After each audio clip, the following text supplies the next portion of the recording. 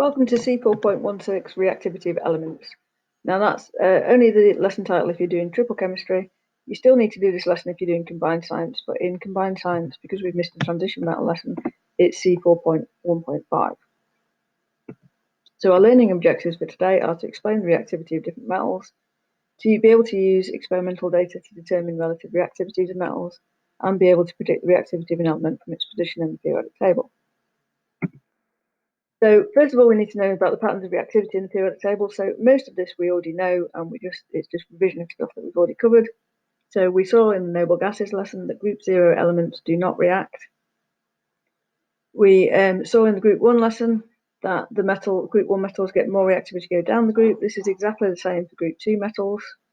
And we saw in the halogens lesson that group 7 elements get less reactivity go down the group. We already know from our work on covalent compounds that nonmetals that react together will make a covalent compound, and we know from our work on ionic compounds that if a metal reacts with a nonmetal, then we get an ionic compound. The only thing we haven't covered is that metals in group 1 and 2 are more reactive than the transition metals. So we need to know the typical reactions that metals might have. So metals can react with water to give metal hydroxide and hydrogen. We've already seen this in the group 1 lesson. So when we talked about the alkali metals, so we had sodium reacting with water to give sodium hydroxide and hydrogen. It's exactly the same regardless of what the metal is. If a metal reacts with acid, then you get the metal salt plus hydrogen. So for example, if you had sodium reacting with hydrochloric acid, you get metal chloride and hydrogen.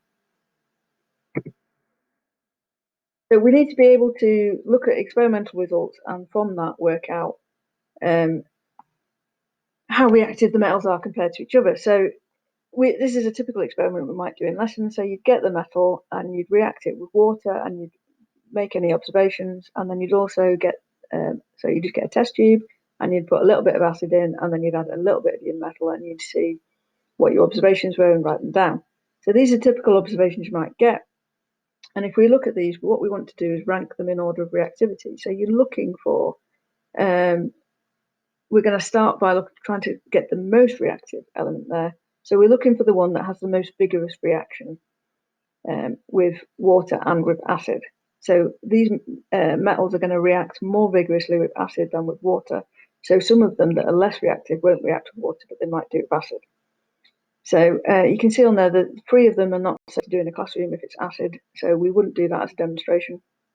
We'd just do with water. So for the 3 that are not safe to do in a classroom, 1 produces a lilac flame, 1 produces bubbles, and 1 fizzes and melts. So of those, the most reactive is going to be the one that produces enough heat to combust the hydrogen. So that's going to be our potassium. And then we're looking at the difference between the bubbles, the calcium, and the fizzing and melting for the sodium. So based on that, I'm going to say that sodium is the next most reactive because it's generating enough heat to melt. And then calcium would be the next one. Now, that's not really a fair comparison, really, because the melting point of calcium is a lot higher.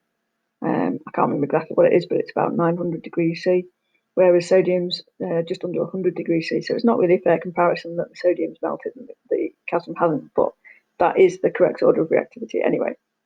So now we've looked at the ones that weren't safe to do in a classroom. We need to look at the ones that we could do in a classroom with acid and with water. And if you look at those observations, magnesium is the next most reactive because it gives a few bubbles with water, but it gives lots of bubbles with acid. And then we'll find zinc, which doesn't react with water, but does produce bubbles with acid.